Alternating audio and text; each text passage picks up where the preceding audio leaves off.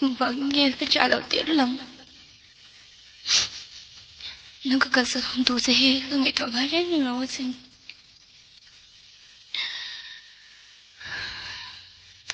Kaya nga ông cũng khó tù là cái lỗi đã là chi tiết luôn. Nó ta có bị thao cậu mà nị vân. Tan về là bị chẳng cho chân khá. Cái thế tôi mình cái tông xa. Ý ta nhìn cái khoa mà. Kaya nga cho thiếu đồng dùng giúp cái đã chặt vệ chân khá. Mà xe tụ cái lính dâu rồi. Và tổ bản xoan môi bốc cái hồ liệt truyền tỷ chơi xuống mình.